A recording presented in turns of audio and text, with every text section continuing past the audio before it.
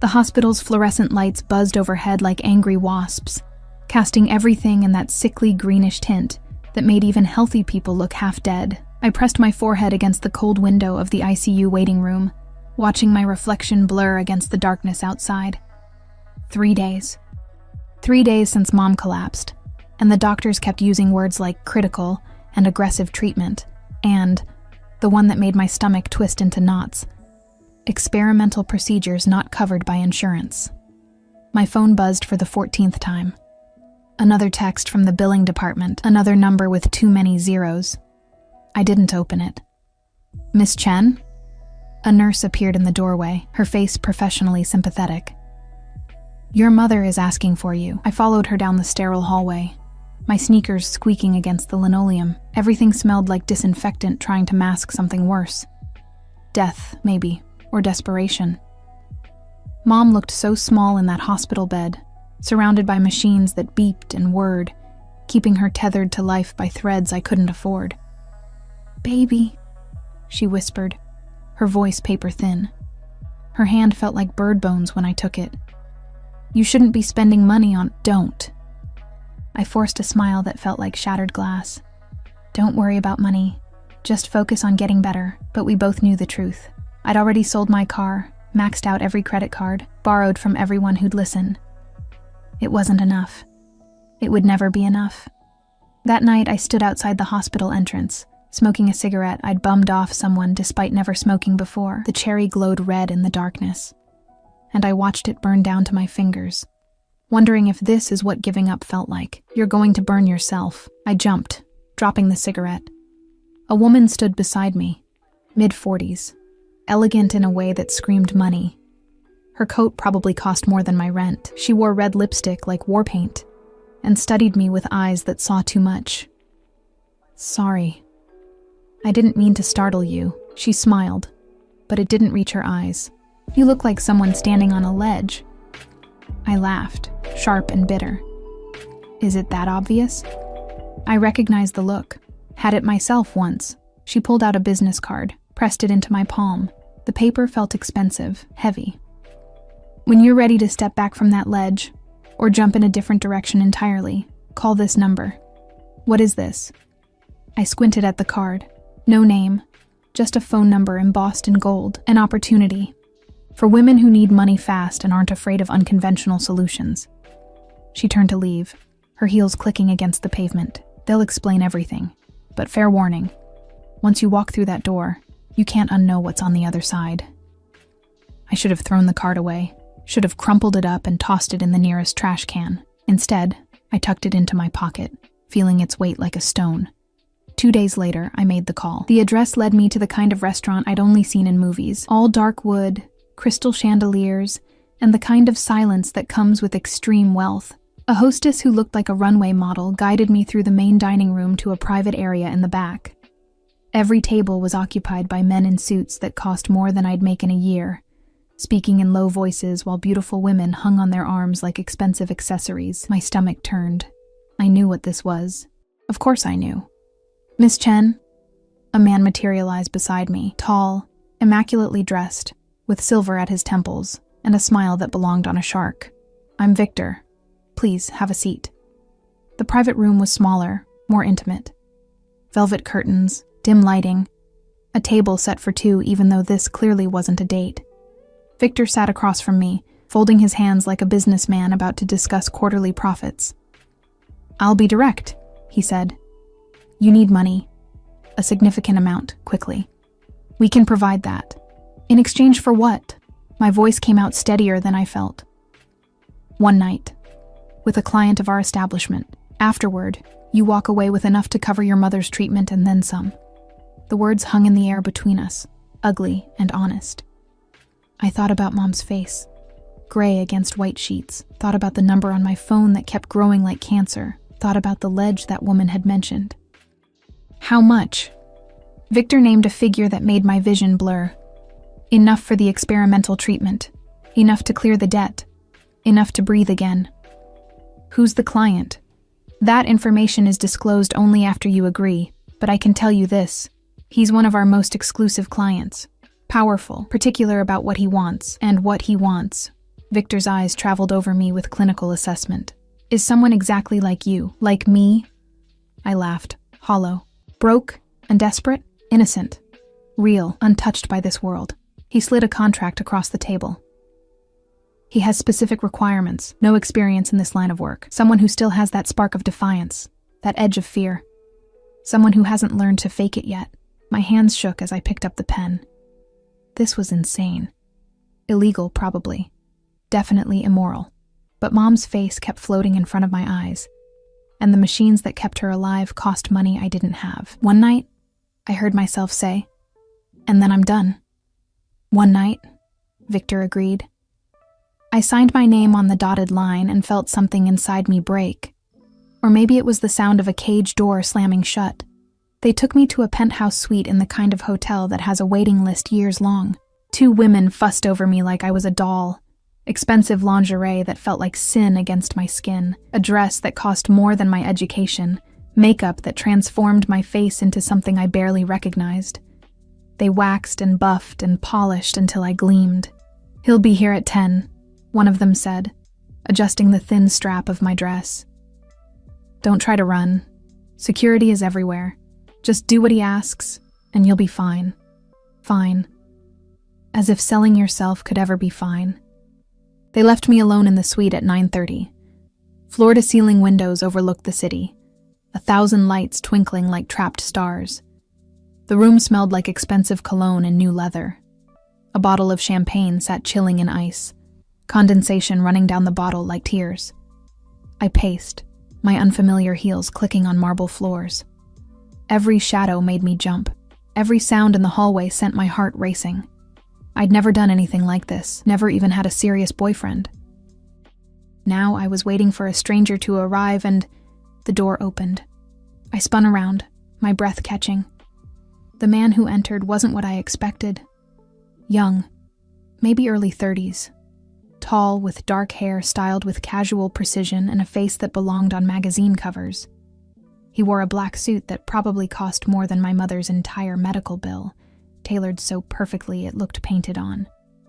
2 men in dark suits flanked him, bodyguards clearly, before he waved them away with a subtle gesture. But it was his eyes that trapped me, dark, intense, burning with something that made my skin prickle. He looked at me the way a predator studies prey. Not with hunger exactly, but with absolute focus, like I was the only thing in the world that mattered. "You're younger than I expected," he said. His voice was deep, smooth, with an accent I couldn't place. Not quite Italian, not quite something else. "I'm 23. My voice trembled. I hated that. Hated showing weakness. He moved closer, and I caught his scent. Something dark and expensive, cedar and smoke and danger. He circled me slowly, studying me from every angle, and I felt naked despite the dress, exposed despite the makeup. "Why are you here?" He stopped in front of me, so close I could feel the heat radiating from his body. "You know why." Victor said, "I know what Victor told you. I'm asking why you agreed." His hand came up, fingers grazing my jaw, tilting my face toward the light. "What desperation drives someone like you to this?" Tears burned behind my eyes. I refused to let them fall. "My mother is dying. The treatment cost more than I could make in 5 lifetimes. This is the only way." Something flickered in his expression. Surprise, maybe, or recognition. His thumb traced my lower lip, and I trembled despite myself. "One night," I whispered. "That's what I agreed to. So let's just get this over with." He smiled, but it wasn't cruel. It was something darker, more complex. "Get it over with. Cara Mia, you have no idea what you've walked into." His hand moved to my neck, fingers wrapping gently around my throat, not squeezing, just holding, claiming. My pulse hammered against his palm. "What's your name?" "Emma." "Emma." He said it like tasting wine. "Do you know who I am?" I shook my head, not trusting my voice. "My name is Dante Moretti, and I didn't pay for one night with you, Emma." His grip tightened slightly, sending electricity down my spine. "I paid for all of them." The world tilted. "What?" "Victor sold me exclusive rights to you. Every night, Every moment, until I decide I'm finished. He leaned in, his lips brushing my ear. You belong to me now. The contract. I never read the fine print. Oh God, that's not... He can't. He can. He did. The money is already in your account. Your mother's treatment is being scheduled as we speak. Dante pulled back, studying my face as panic flooded through me. You sold yourself, Emma, and I bought you. The only question now is what I'm going to do with you. His hand left my throat, but I still felt branded, owned. Please, I whispered. I didn't know. Shh. His finger pressed against my lips. I'm not going to hurt you. At least, not in any way you won't eventually beg for. He stepped back, adjusting his cufflinks with casual elegance. But right now, I have business to attend to.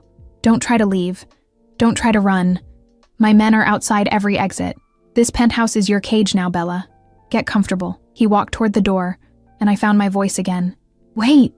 You can't just... He turned, and the look in his eyes froze me solid. I can do whatever I want. That's what power means, Emma. You're in my world now. And in my world... He smiled. Cold and beautiful as a blade. I make the rules. The door closed behind him with a soft click that sounded like a gunshot. I stood alone in my gilded prison, the city lights mocking me through the windows, and realized I'd made a deal with the devil himself, and he had no intention of letting me go. I didn't sleep that night. How could I? Every creak of the building made me jump, expecting Dante to return. Every shadow seemed to hold one of his men, watching, waiting. I tried the door, locked from the outside. The windows didn't open beyond a crack, and we were 40 stories up anyway. My phone had no signal, and when I tried the room's landline, it just rang endlessly into void. By dawn, I'd worn a path in the carpet from pacing. My feet ached in the ridiculous heels they'd given me, so I kicked them off, leaving them scattered like evidence of a crime. The dress felt wrong against my skin. Too expensive, too revealing, a costume for a role I never auditioned for. The door opened just after 7. A woman entered pushing a cart, different from the ones who'd prepared me yesterday. Older, with steel gray hair and eyes that had seen everything and judged none of it. She didn't speak, just began setting out breakfast on the marble dining table. Coffee that smelled like heaven, pastries that looked too perfect to be real. Fresh fruit arranged like art. Wait, I said as she turned to leave. Please. I need to know what's happening. When can I leave? When will he... Mr. Moretti will return when he's ready. Her voice was neutral, professional. Eat. Shower. There are clothes in the closet. He doesn't like to be kept waiting. But I didn't agree to this. The contract you signed gives Mr. Moretti full discretion over the terms of your arrangement. She met my eyes then, and something almost like pity flickered there. My advice? Don't fight it. He always gets what he wants. Always. Fighting only makes it harder on yourself. She left, and the lock clicked again. I stared at the breakfast spread, my stomach churning. Part of me wanted to refuse it, to stage some small rebellion. But I hadn't eaten in nearly 24 hours, and the coffee smelled so good it hurt. I compromised with myself, ate enough to function, left the rest untouched as a meaningless gesture of defiance. The shower was obscene. Marble and gold fixtures, water pressure that felt like massage, products that probably cost more per bottle than I used to spend on groceries. I stood under the scalding spray until my skin turned red, trying to wash away the feeling of being owned. It didn't work. The closet held clothes in exactly my size. How did he know? All expensive, all beautiful, all feeling like a uniform. I chose the simplest thing I could find. Black jeans that fit like they were tailored for me, a soft cream sweater, boots that were somehow both practical and elegant. No jewelry.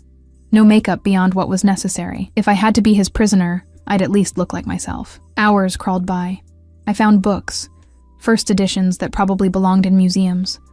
A laptop, locked with a password I'd never guess.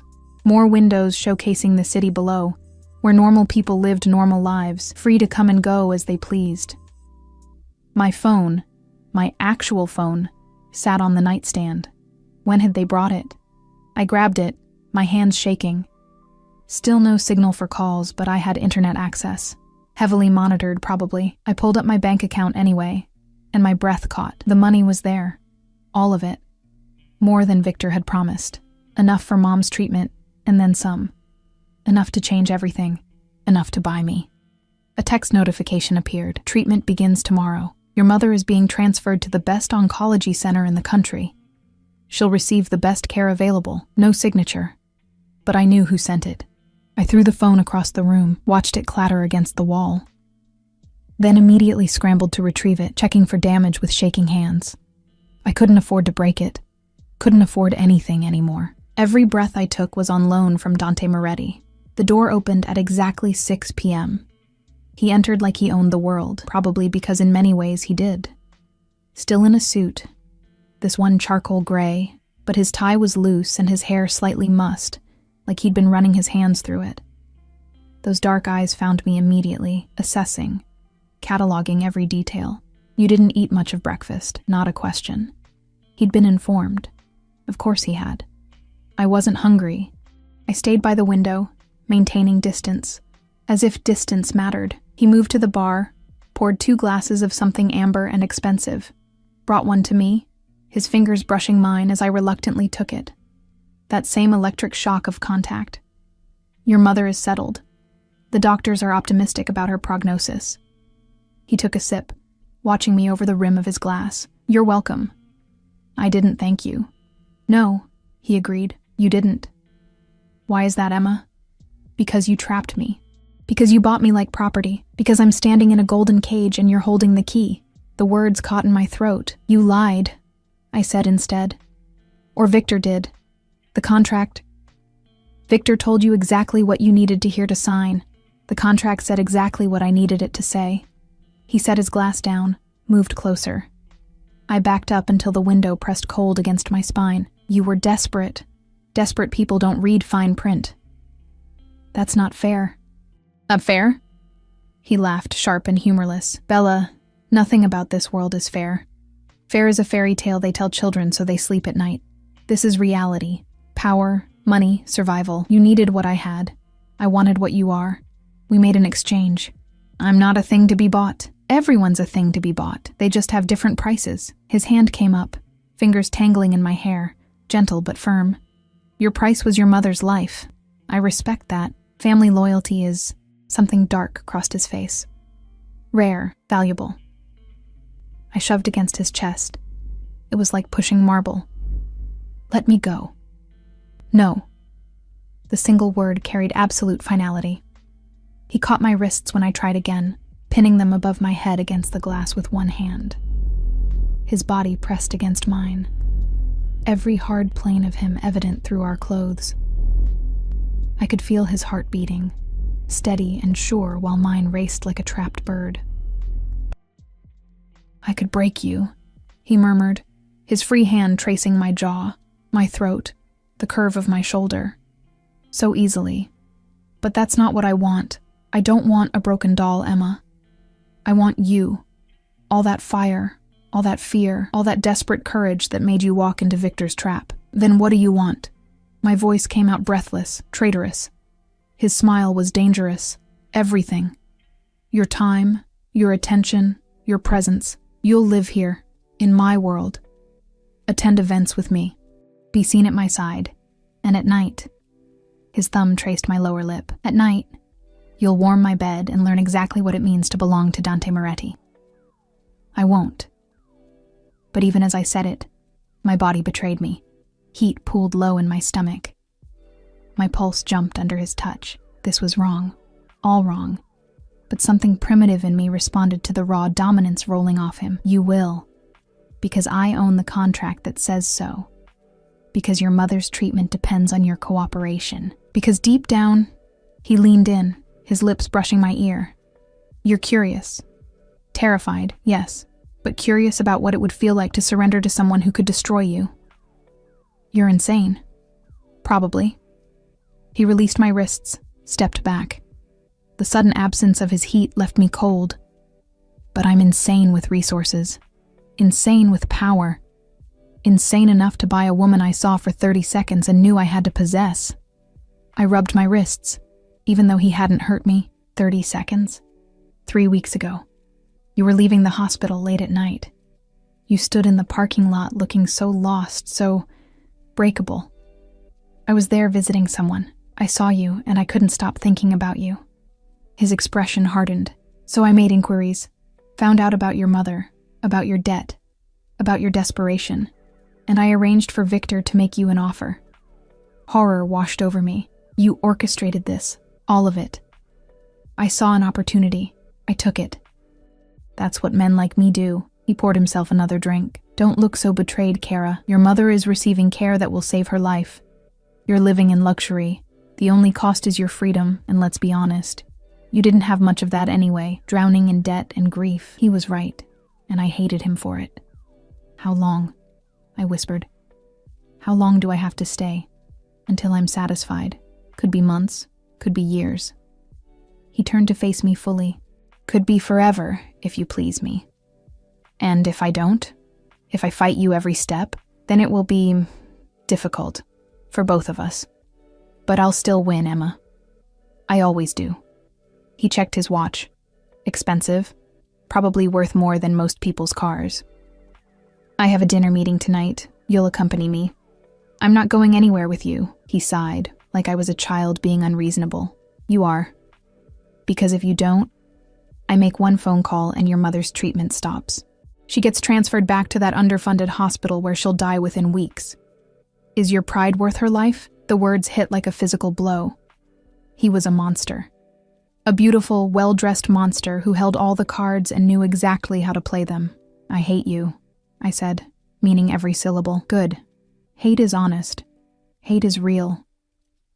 He walked to the door, paused. Wear the red dress, the one hanging in the closet. Be ready in an hour. And if I'm not? He smiled over his shoulder. Then I'll dress you myself. And Bella, I promise you won't enjoy my methods nearly as much as you're pretending to resist them. The door closed. Locked. Again. I stood there shaking, fury and fear warring inside me. I wanted to scream, wanted to break something, wanted to wake up and discover this was all a nightmare. Instead, I went to the closet and found the red dress. The dress was a weapon. Crimson silk that clung to every curve, with a neckline that plunged dangerously low, and a slit-up one thigh that felt obscene. The woman in the mirror looked like someone else. Sophisticated, sensual, dangerous. Not Emma Chen, who worked double shifts and ate ramen for dinner. Someone new. Someone owned. I was still staring at my reflection when the door opened without warning. Dante entered, and his eyes went dark when they landed on me. He'd changed too. Different suit. All black this time, making him look like sin incarnate. Perfect, he murmured, circling me like before. His fingers trailed across my bare shoulders, down my spine, leaving fire in their wake. Absolutely perfect. Don't touch me. But I didn't pull away. Couldn't somehow. I'll touch you whenever I want. That's the arrangement. He produced a jewelry box from his pocket, opened it. A necklace glittered inside, diamonds and rubies that probably cost more than I'd earn in a lifetime. Turn around. I did. Hated myself for it. Felt the cold weight of the gems settle against my throat like a collar as his fingers fastened the clasp. His breath was warm against my neck. Now everyone will know you're mine, he said softly, possessively, then offered his arm like a gentleman. Shall we? 2 bodyguards waited in the hallway, massive men in dark suits with earpieces and dead eyes. They flanked us as we walked to the elevator, as we descended to the underground garage where a black SUV waited, bulletproof glass gleaming under fluorescent lights. Is all this security really necessary? I asked as Dante handed me into the back seat. Always. He slid in beside me, and the door closed with a heavy thunk. I have many enemies, Emma, people who would hurt what's mine to get to me. You're protected now, but you're also a target. Stay close. Do as I say, and you'll be safe. The drive through the city felt surreal. Normal people walked normal streets, going to normal dinners, while I sat in a bulletproof car beside a man who owned me, wearing a necklace worth more than their houses. Where are we going? I finally asked. To meet associates, business dinner. You'll smile, look beautiful, and let them wonder who you are. Don't speak unless spoken to. Don't wander off. And under no circumstances tell anyone your real name. His hand settled on my thigh, possessive and warm. Tonight, you're just mine, understood? I wanted to argue, wanted to fight. But the weight of the necklace reminded me of the leash I wore. Invisible but unbreakable, understood, I whispered. His smile was approval and promise. Good girl. The restaurant was even more exclusive than Victor's place. The kind that doesn't have a sign, that you'd walk past without noticing unless you knew it was there. Dante's hand stayed on the small of my back as we entered, guiding me through doors that opened at his approach, past staff who bowed their heads in deference. The private dining room held 6 men, all roughly Dante's age, all radiating the same dangerous energy, money and power and violence barely restrained. Their eyes crawled over me with various degrees of hunger and curiosity. "Gentlemen," Dante said smoothly, pulling out my chair. "Shall we begin?" And as I sat there, playing the role of beautiful accessory while they discussed business in careful code, I realized the depth of the world I'd stumbled into.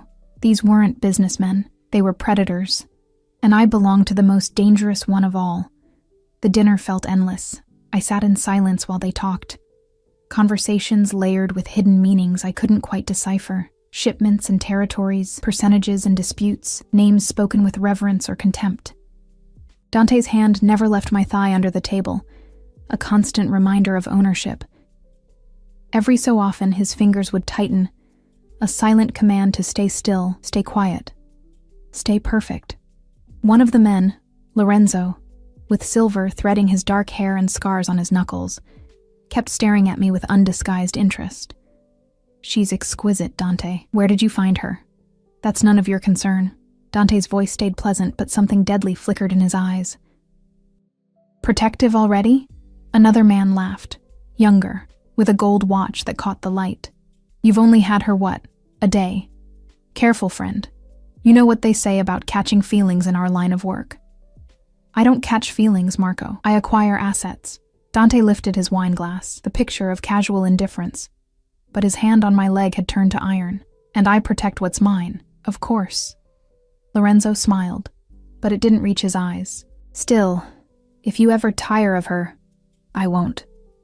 The words came out flat, final. Dante's gaze pinned Lorenzo like a butterfly to a board. "And if anyone touches what belongs to me, I'll remove their hands." Slowly. The temperature in the room dropped 10 degrees. Lorenzo raised his hands in mock surrender. "Message received. She's off limits." The conversation moved on, but the tension lingered. I felt like prey at a table of wolves, only surviving because the alpha had claimed me. My heart hammered against my ribs. The dress suddenly felt too tight, the necklace too heavy. I couldn't breathe properly. Dante must have sensed it. His thumb traced small circles on my thigh. Not sexual, almost comforting. "Breathe, Bella," he murmured, too low for the others to hear. "You're doing perfectly." But I wasn't. My vision was starting to tunnel, panic clawing up my throat, too many predatory eyes, too much danger crackling in the air like static electricity. The walls seemed to close in. "Excuse us." Dante stood abruptly, pulling me up with him. "I need a moment with my companion." He guided me out of the dining room, down a corridor, into a private bathroom, locked the door, then turned to me with something almost like concern in his dark eyes. "Look at me." His hands cupped my face, forcing me to meet his gaze. "Breathe, in through your nose, out through your mouth. That's it." I followed his instructions, hating that it helped, hating that his touch grounded me. "I can't do this," I gasped. "Those men, they're dangerous. You're dangerous. This whole world is—" "Yes, simple, honest. They are. I am, but you're safe with me, Emma. No one will hurt you. I won't allow it." "Why?" the question burst out. "Why me? You could have anyone. Women who belong in this world, who understand the rules.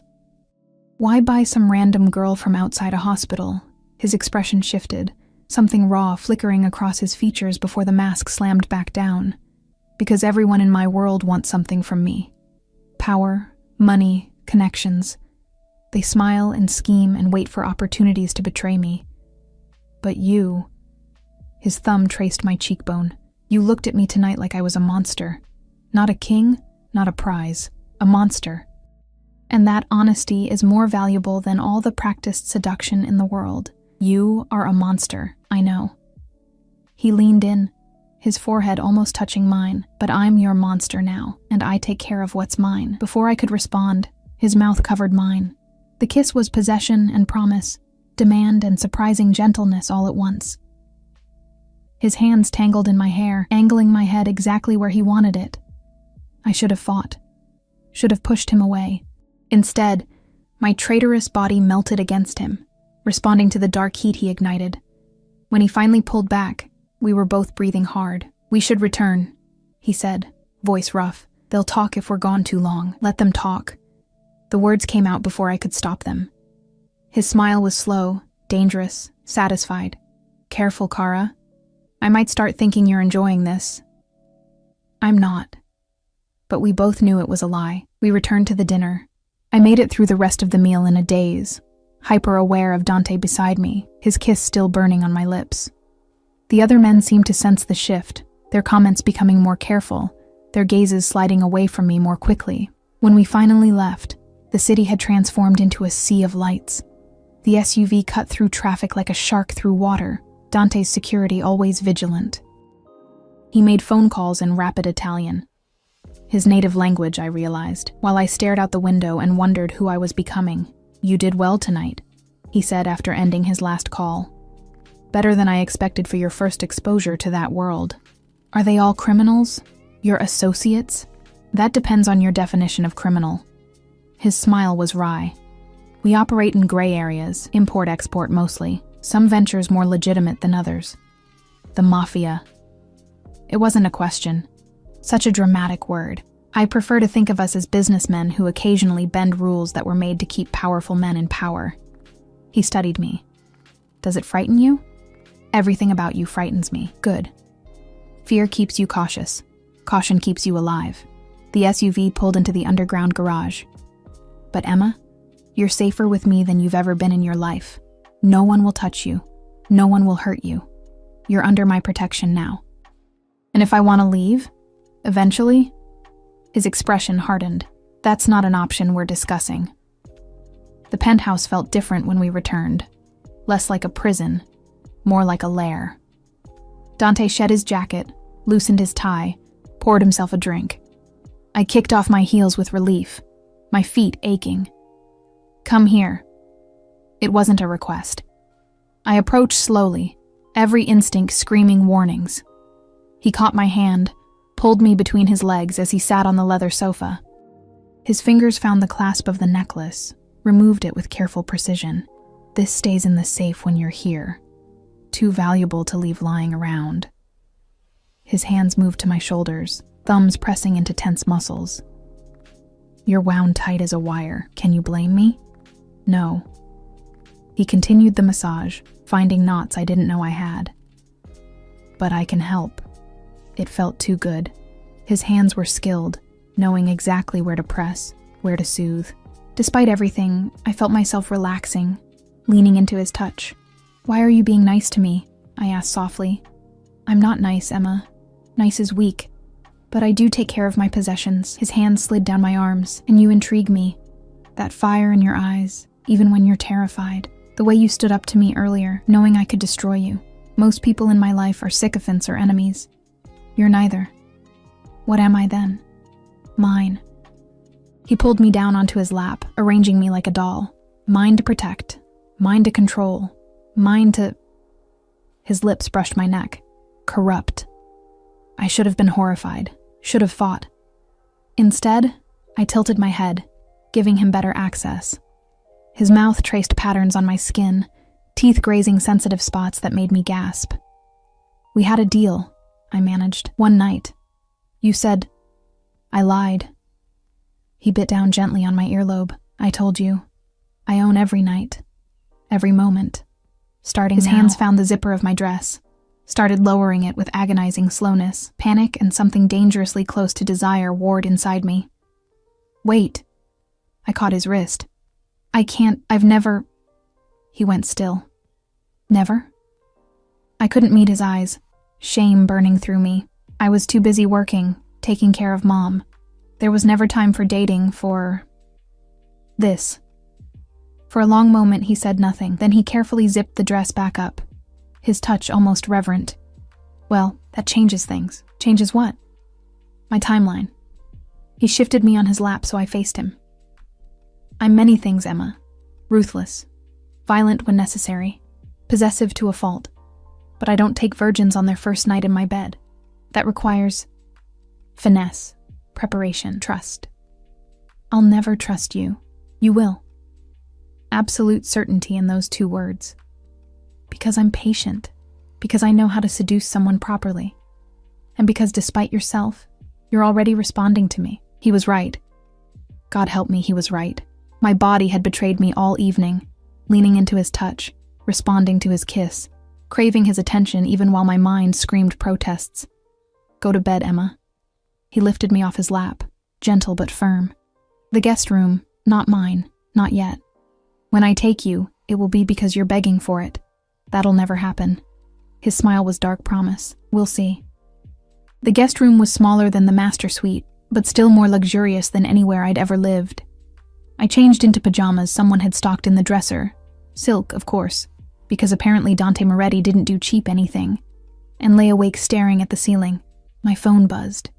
A text from an unknown number. Your mother is resting comfortably. Treatment begins at 8 a.m. She's asking for you. I typed back, can I visit her? The response came immediately, tomorrow afternoon. A car will take you. 2 guards will accompany you, non-negotiable. Even my visits to my dying mother were controlled. I wanted to throw the phone again. Instead, I clutched it to my chest and let silent tears fall. What had I done? What kind of deal had I made? I'd traded one cage for another. Mom's hospital room for Dante's penthouse, her death sentence for my own kind of captivity.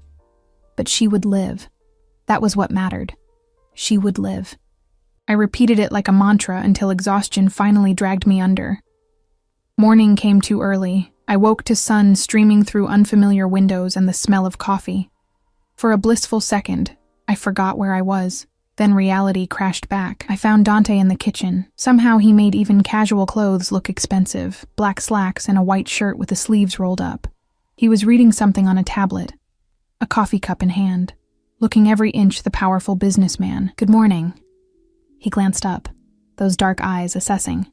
You look terrible. Thanks, I muttered, heading for the coffee pot. Didn't sleep well? There was something almost like genuine concern in his tone. Would you? Knowing you're a prisoner? You're not a prisoner, Emma. You're a kept woman. There's a difference. He set down the tablet. The car leaves for the hospital at 2. You'll have an hour with your mother. My men will wait outside her room. An hour? That's all? For as now, you earn trust, privileges expand. He stood, moved closer.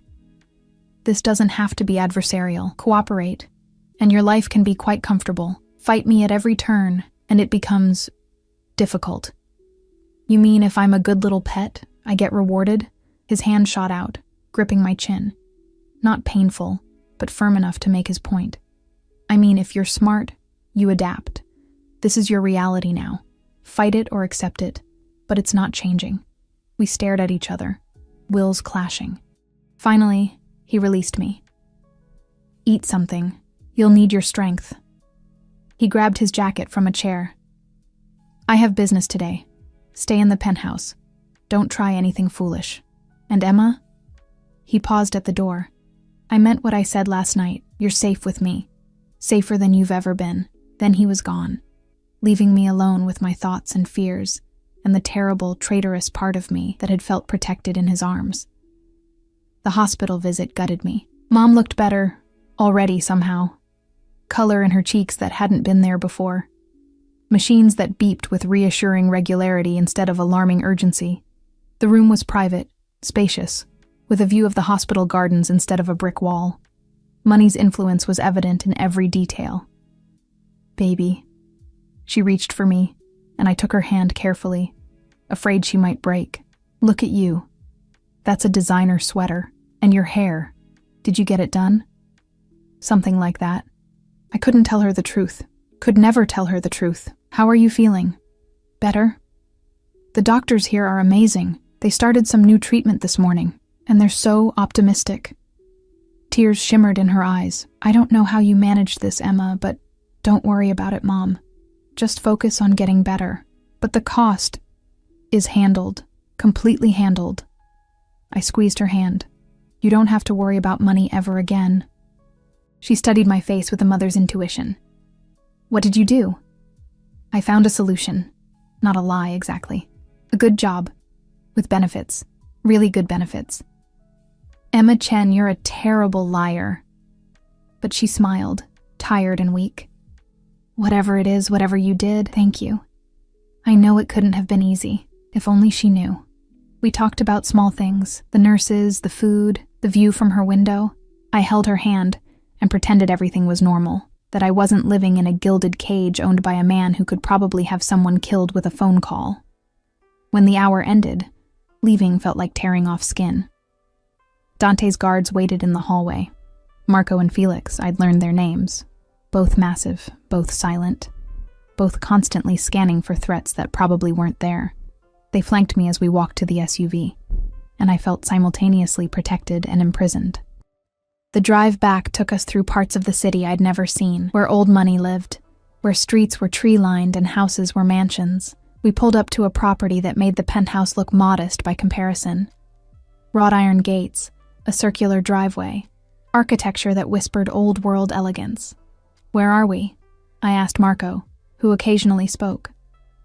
Mr. Moretti's home. He requested you be brought here, not the penthouse. His actual home. Something about that felt more intimate, more dangerous.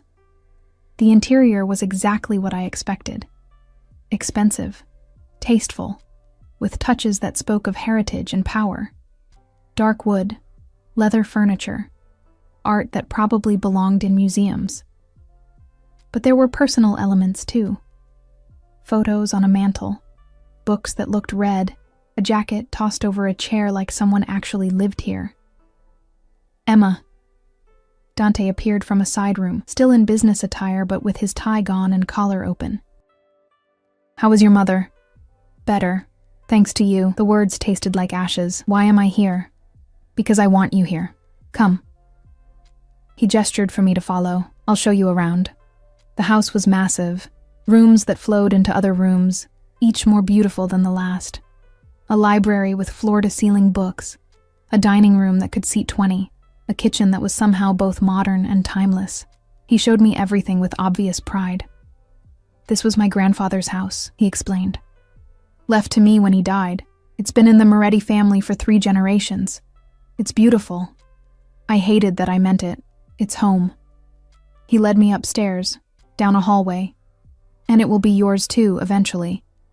The penthouse is convenient for business, but this is where I actually live. He opened a door, revealing a bedroom that took my breath away. Enormous, with a canopy bed that looked like something from a fairy tale. Windows overlooking gardens, colors in cream and gold that felt warm despite the elegance. This is the mistress suite, Dante said quietly, connected to the master through that door. My grandmother decorated it. It's been empty since she died. Why are you showing me this? Because in 3 days you're moving here. He turned to face me. The penthouse served its purpose, breaking you in, establishing control. But I don't want you living in what amounts to a fancy hotel. I want you here, in my home, in my life. The words hung heavy between us. This wasn't just about sex or possession anymore. He was trying to make this permanent, to weave me into the fabric of his existence. I can't, I whispered. Dante, I can't play house with you like this is normal. Why not? Your mother is being cared for. You have security, comfort, everything you need. What's so terrible about accepting that? Because it's not real. None of this is real. You bought me. This isn't a relationship, it's ownership. His jaw tightened. And yet you kissed me back last night, responded to my touch, leaned into me when I held you. That doesn't mean... It means your body knows what your mind refuses to accept. You're drawn to me, Emma, to my power, my protection, the way I make you feel. He moved closer, backing me against the wall. You can hate me all you want, but you can't deny the chemistry between us. Chemistry doesn't make this right. Nothing about my world is right. His hand cupped my face, thumb tracing my lips. But it's honest. I want you, I took you, and now I'm keeping you. No games, no pretense, just raw truth. That's not love, Dante. That's possession. I never claimed to love you. Something flickered in his eyes. Was it hurt? I don't know if I'm capable of love anymore. This life burns that out of you, but I crave you. Need you in a way that terrifies me. And I protect what I need. His honesty disarmed me more than pretty lies would have. At least he wasn't pretending this was a romance. At least he wasn't trying to gaslight me into thinking this was normal. I need time, I said finally, to process this, to figure out how to survive in your world. You have 3 days before the move. Use them wisely. He stepped back, giving me space. But Emma, whether you accept it or not, this is happening. You're mine. The sooner you stop fighting that, the easier everything becomes. That evening, he took me to an art gallery opening. I wore black this time, a dress that was elegant rather than sexy, making me look sophisticated. Dante kept me close, his hand perpetually on my lower back, introducing me to people as my companion without ever giving my real name. I played the role, smiled, nodded, said little. But I watched everything, the way people deferred to him, the fear mixed with respect in their eyes, how conversations paused when he approached, resumed carefully after he left. This wasn't just wealth. This was power that came from somewhere darker. You're learning, he murmured during a quiet moment, handing me champagne. I can see you cataloging everything. What am I supposed to be learning? My world, its rules, where you fit in it. His fingers trailed down my arm. You're doing well. Several people have already asked who you are. And what did you tell them? That you're mine. That's all they need to know. His phone buzzed. He glanced at it, frowned. I need to handle something. Stay here. Don't wander. Marco is watching. He disappeared into the crowd, leaving me by a sculpture that probably cost more than my old apartment building. I sipped champagne, studying the other guests. Beautiful people wearing beautiful clothes, discussing beautiful things. But underneath the polish, I sensed the same predatory energy from the dinner. These were sharks in evening wear. You must be special. I turned. A woman stood beside me, late 20s, stunning in emerald silk, with dark hair and eyes that assessed me like competition. I'm sorry. To catch Dante Moretti's attention. He doesn't usually bring companions to events. She extended a manicured hand. I'm Valentina. I shook it carefully. Nice to meet you. You're not going to tell me your name? Her smile didn't reach her eyes.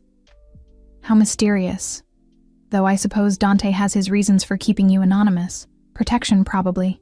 He has so many enemies. Do you know him well? We grew up together. Our families are connected. Something bitter crossed her face. I always thought we'd end up together, actually. But Dante doesn't do relationships. He does acquisitions. The word stung more than it should have. You look uncomfortable, Valentina continued, sipping her own champagne. First time in this world? Let me give you some advice. Don't get attached. Men like Dante, they're incapable of real emotion. You're a toy to him. Something shiny and new. But toys get boring. Thanks for the warning.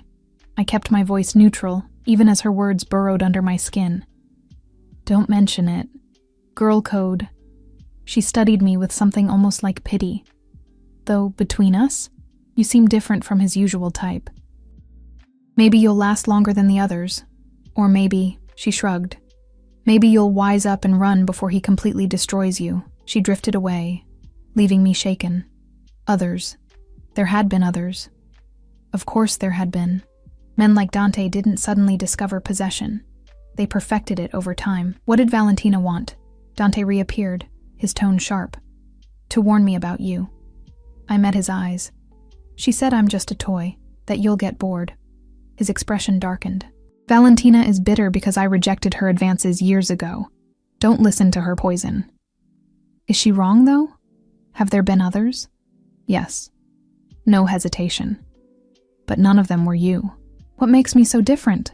Everything. He pulled me closer, lowering his voice. You don't want to be here. Don't want my money or my name. You'd run if you could. That honesty, that resistance, it's addictive. The others came willingly, saw me as a prize to win, but you see the monster, and somehow that makes me want to prove I'm more than that. Are you? More than a monster? I don't know. Rare vulnerability flickered across his face. But with you, I want to find out. Before I could respond, chaos erupted. Gunshots, sharp cracks that shattered the elegant atmosphere. Screams, glass breaking. Dante moved faster than I thought possible, his body covering mine as he drove us both to the floor behind the sculpture. Marco and Felix appeared from nowhere, weapons drawn, creating a shield around us. Stay down, Dante commanded, his weight pinning me. More shots, shouting in Italian, the acrid smell of gunpowder mixing with expensive perfume. My heart hammered so hard I thought it might burst. Then silence. Terrible, ringing silence. Clear, someone called. Dante rose, pulling me up with him. The gallery was chaos, people hiding, crying, security everywhere, but no blood, no bodies. Warning shots, I realized. Someone sending a message. Get her out, Dante ordered Marco. Now, back to the house. Maximum security.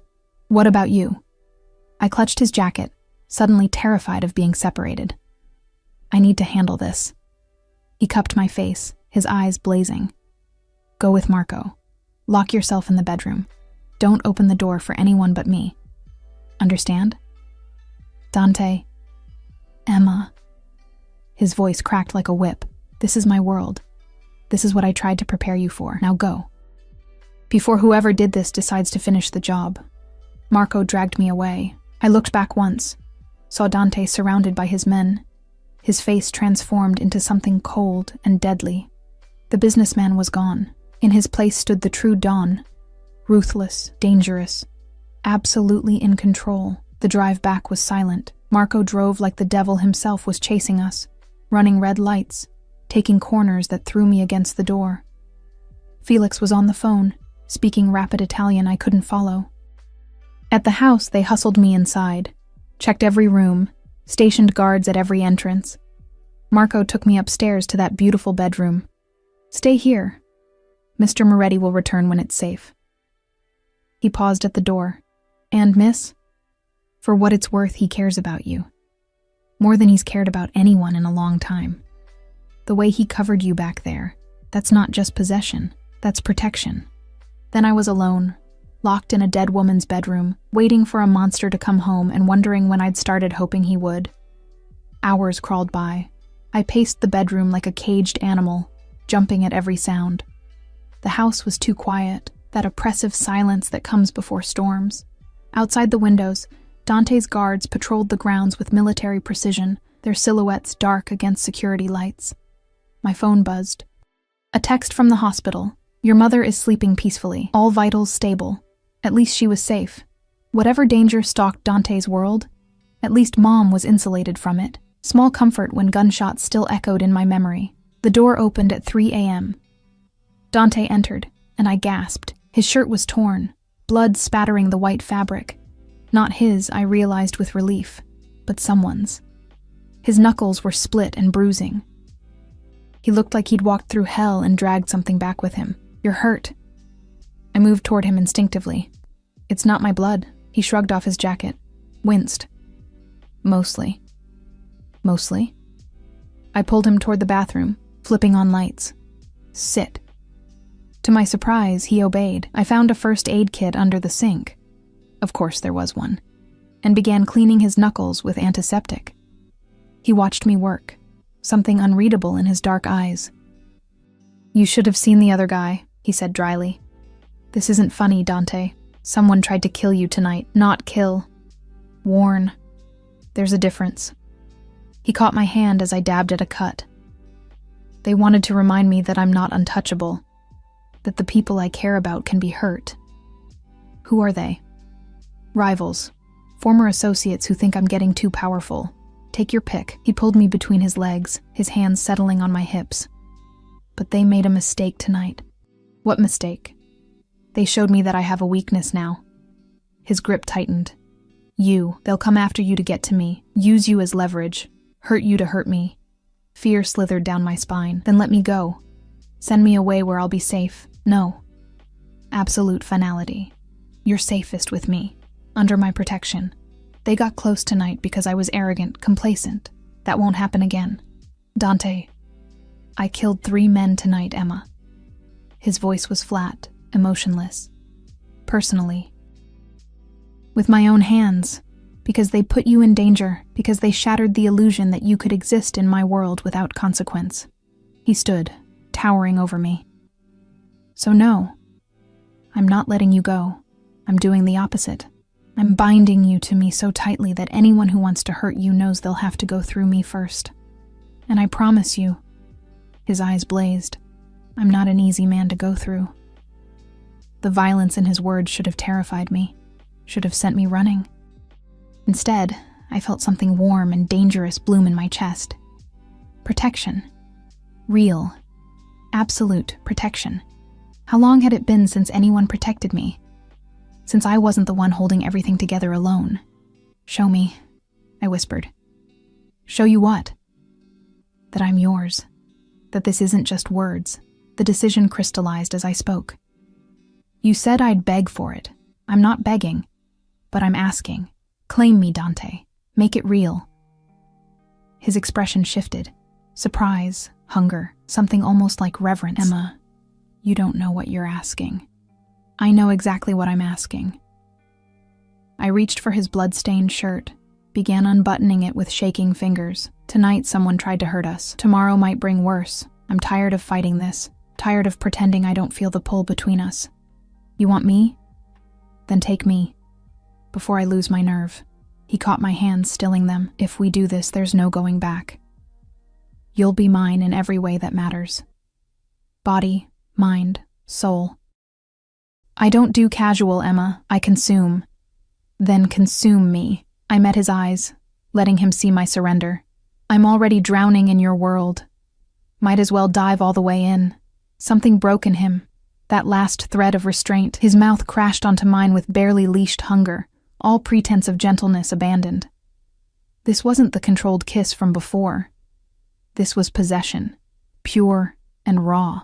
His hands were everywhere, my hair, my back, pulling me flush against him. He lifted me easily, carried me to that canopy bed, laid me down like I was precious, breakable, then covered my body with his, and I felt the full weight of what it meant to be claimed by Dante Moretti. Last chance. He breathed against my lips. Say no now and I'll stop. Walk away, but once I start, don't stop. I pulled him down. Don't you dare stop. What followed was fire and darkness and pleasure so intense it bordered on pain. He was demanding but surprisingly tender, taking his time despite obvious restraint. When I winced, he slowed. When I gasped, he gentled his touch. He learned my body like a map, finding places that made me arch and cry out, whispering Italian words I didn't understand, but felt in my bones. When he finally made me his completely, the pain was brief, swallowed by overwhelming sensation. He held me through it, murmuring reassurance, waiting until I adjusted before moving. And then, God then, it was everything. Consuming, devastating, transformative. He broke me apart and put me back together as something new, something his. Afterwards, we lay tangled in expensive sheets, both breathing hard. His fingers traced idle patterns on my skin, possessive even in the aftermath. Mine, he murmured against my hair. No going back now, Bella. You're branded, claimed, mine in every way. I know. And I did. Something fundamental had shifted. I'd surrendered, and he'd conquered, and now we were bound by something more permanent than contracts or money. Dante? I'm still terrified of you. He laughed, low and dark. Good, fear keeps you sharp. But Emma? He tilted my face up, forcing me to meet those intense eyes. You're the only thing I'm terrified of, too. Me? Why? Because you make me weak? Make me care? Make me want things I swore I'd never want? His thumb traced my swollen lips. You're my Achilles heel, and in my world, weakness gets you killed. Then maybe we'll just have to be strong together. His smile was beautiful and terrible. Is that your way of saying you're staying? I thought about Mom, safe in her hospital bed, about the life I'd left behind.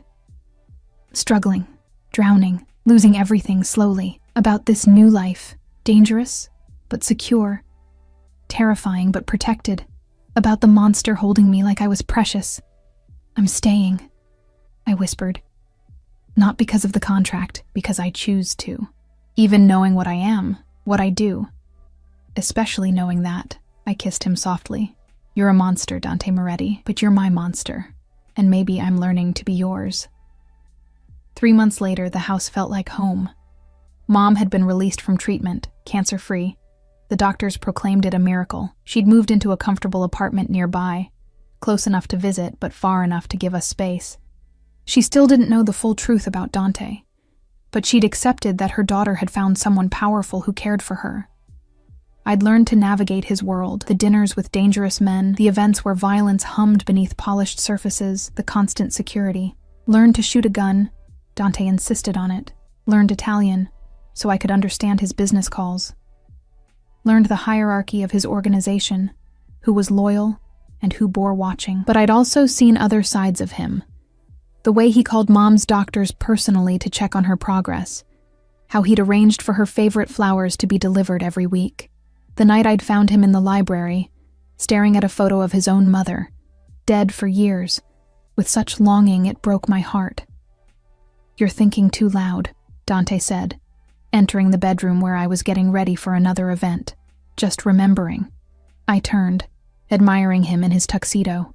How much has changed. Regrets? He moved behind me, helping with my necklace. A new one, custom-made, diamonds and sapphires that spelled his name against my throat. Ownership made beautiful, some days. Honesty. We'd promised each other honesty. The fear doesn't go away completely. But the other feelings... I met his eyes in the mirror. They get stronger. What other feelings? I turned in his arms. You know what feelings? His smile was slow, satisfied. Say it anyway. I want to hear it. You arrogant ass. There it is. He kissed me deeply. I love you too, Emma Chen. My greatest weakness. My most valuable possession. You're equal, I corrected. We agreed on equal. Equal, he conceded with amusement. Though you have to admit, I still win most of our arguments. Only because you cheat. I prefer to think of it as using all available resources. His phone buzzed. Always, constantly. Business never stopped. He glanced at it, frowned. Lorenzo is making noise again. I need to handle it. The same Lorenzo from that first dinner? The same. He's been problematic, questioning my leadership, suggesting I've gone soft since... He gestured between us. Since you. Something cold settled in my stomach. Am I making you vulnerable? You're making me human. He cupped my face. There's a difference. And anyone who mistakes humanity for weakness learns differently. Permanently.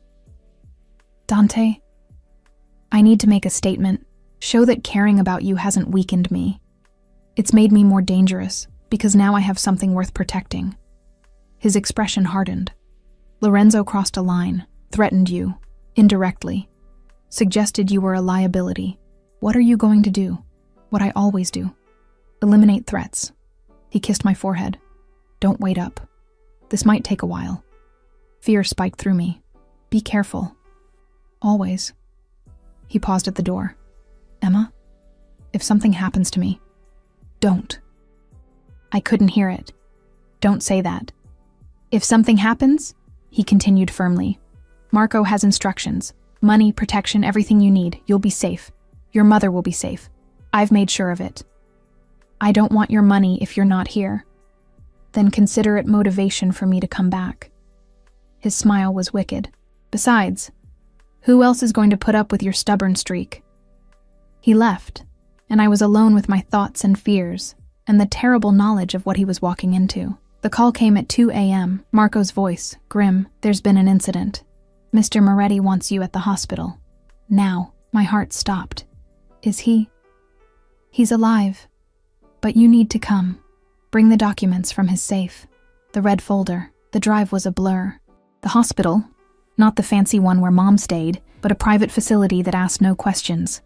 Hummed with quiet efficiency, Marco led me through security to a private wing. Dante was in a room, sitting up in bed, arguing with a doctor in rapid Italian. His shirt was off, revealing bandages across his ribs and a bandage on his shoulder. "You're supposed to be resting," the doctor said in exasperated English, clearly not for the first time. "I'm fine. Get out." Dante's eyes found mine, softened slightly. "Emma." I waited until the doctor left, then rushed to his side. "What happened?" Lorenzo made his move, brought men to a meeting, thought he could take me out. Dante winced as I touched near his bandage. He thought wrong, but he got a shot off before, well, let's say Lorenzo won't be a problem anymore. "You killed him." "Yes." "No remorse." "He threatened you, suggested you should have an accident. That my obsession with you made me weak." His hand caught mine. "So I showed him exactly how weak I am, by putting 6 bullets in him myself. I should have been horrified, should have run screaming. Instead, I felt a twisted sense of security. This man had killed for me, would kill again. That level of devotion, however dark, was intoxicating." "The red folder," Marco said quietly, placing it on the bedside table, as requested. Dante opened it with his good hand, pulled out documents. "I had these drawn up weeks ago. Was waiting for the right time." I looked at the papers. Legal documents, complex and official. My name appeared repeatedly. "What is this?" "Marriage papers, property deeds, access to everything I own." He met my eyes. "I'm making you my wife, Emma. Legally, officially, in every way that matters." "You're asking me to marry you, now? In a hospital after you've been shot?" "I'm not asking. I'm telling you what's already in motion." But his expression gentled. "Though if you want me to ask properly..." He shifted, started to move off the bed. "Don't you dare try to kneel with those injuries." I pushed him back. "You're insane." "Probably. Is that a yes?" I looked at him. This beautiful, dangerous, possessive monster who'd turned my life upside down. Who'd saved my mother, claimed my body, stolen my heart. Who'd killed for me, and would probably kill again. Who made me feel protected and terrified and alive all at once. "Yes," I whispered. "You arrogant, controlling, impossible man." "Yes." His smile could have lit the city. "Good. Because the wedding is in 2 weeks. Intimate ceremony. Just family." 2 weeks? Dante? "I'm not waiting longer. Not giving anyone time to object or plot or try to use you against me. You become my wife. You get my name, my protection, my entire world." He pulled me down for a kiss that tasted like victory. "And I get you. Forever. No escape clauses this time. I don't want to escape." And I meant it. Somewhere in the chaos and fear and passion, I'd fallen in love with my captor. Stockholm Syndrome, maybe. Or maybe just recognizing that sometimes monsters make the best protectors. "I love you," he said against my lips. "My Emma. My weakness. My strength. My everything." "I love you too." I settled carefully beside him on the hospital bed. "My monster. My protector. My home." The wedding was small but perfect. Mom cried happy tears, still not fully understanding who Dante was, but seeing how he looked at me. His men filled the pews, killers in tuxedos, dangerous but devoted. Valentina even attended, her congratulations genuine if slightly bitter. I wore white, virginal irony considering Dante had claimed that particular prize months ago. He wore black, because of course he did, and looked like sin incarnate. When we said our vows, his voice was rough with emotion. When he slipped the ring on my finger, diamonds that probably cost more than most people's houses, his hand shook slightly. "You're mine now," he whispered as we were pronounced husband and wife. "Legally, officially, permanently mine." "And you're mine," I reminded him. "Equal, remember?" "Equal," he agreed, sealing it with a kiss that scandalized the priest. The reception was bigger. His entire organization, all the important families, everyone who needed to see that Dante Moretti had claimed his bride. I danced with him under chandeliers, his hand possessive on my waist, and felt the weight of 100 calculating stares. "They're all wondering," Dante murmured, "how long this will last, if you're strong enough for this life." "And what do you think?" "I think you're the strongest person I know. You survived losing everything. Survived me. Survived 3 attempts on your life since we met. Because there had been more, incidents he'd handled quietly. You're not just my wife, Emma. You're my partner. My queen." "Queens get to make decisions too," I reminded him. "Within reason." But he was smiling. "I'm holding you to that. I'm counting on it." He kissed me again, deeper this time. "Ready for our honeymoon? Where are we going?" "Sicily. Where my family originated. I want to show you where I came from. Who I was before I became this." He gestured to the opulent reception, the dangerous men, the empire he'd built. "Want you to understand all of me. I already understand you. Do you?" Something vulnerable flickered in his eyes. "Even the darkest parts, especially those." I took his face in my hands. "I see all of you, Dante Moretti. The monster and the man. The killer and the protector. And I love every part, even the parts that terrify me." His eyes glistened. Actual tears quickly blinked away. "How did I get so lucky?" "You didn't get lucky. You got ruthless, manipulative. You orchestrated everything to trap me." "True." He didn't even try to deny it, "but you stayed by choice. Fought for us. Chose me when you could have run. Where would I run to? You'd just find me." But I was smiling. "Every time. I'd chase you to the ends of the earth." He pulled me closer. "But you won't run, will you? Never." I meant it with every fiber of my being. "I'm exactly where I belong. In your arms. In your life. In your dangerous, impossible world." "Then welcome home, Mrs. Moretti." He kissed me one more time, and I tasted forever in it. "Welcome to your empire." And as we danced under those glittering lights, surrounded by killers and criminals and the dangerous elite of his world, I realized something profound. I'd sold myself for money, but I'd found something worth infinitely more. Love, protection, home. I'd walked into his trap willingly, and somewhere along the way, he'd fallen into mine. We'd claimed each other, saved each other, became something stronger together than we'd ever been apart. The girl who'd stood outside that hospital, desperate and alone, was gone. In her place stood Dante Moretti's wife. Protected, powerful, and entirely, completely his. And he was mine. Forever. Epilogue. 1 year later, I stood in the nursery of our home, rocking our daughter to sleep, Sophia. Named after Dante's mother, she had his dark eyes and my stubborn chin, and she'd wrapped her father around her tiny finger from the moment she was born. "Is she asleep?" Dante appeared in the doorway, still in his work clothes, but with that soft expression he reserved only for Sophia and me. "Almost." I laid her carefully in her crib, the most heavily guarded nursery in the city. No one would ever threaten our daughter. Dante had made sure of that. He pulled me into his arms, and we stood watching our baby sleep. Mom visited twice a week, healthy and vibrant, spoiling her granddaughter shamelessly. Life had become something I never imagined. Dangerous still, but filled with love and protection and surprising joy. "Any regrets?" Dante asked, like he still needed reassurance. "Only that I didn't demand a higher price when I sold myself to you." I smiled up at him. "Could have negotiated for 2 daughters instead of 1. He laughed, the sound rich and genuine. "We can work on that. I'm very motivated to negotiate." "I know you are." I kissed him softly. "I love you, Dante. I love you more, Emma. My salvation. My redemption. The woman who tamed a monster and made him human again. You were always human. You just needed someone to remind you." We stood there in the soft glow of the nightlight, watching our daughter breathe, and I thought about that desperate girl outside the hospital, how she'd made an impossible choice, how that choice had led her here, to love, to family, to home. I'd sold myself to the Mafia boss for money, but he'd given me the world, and I'd given him my heart, fair trade.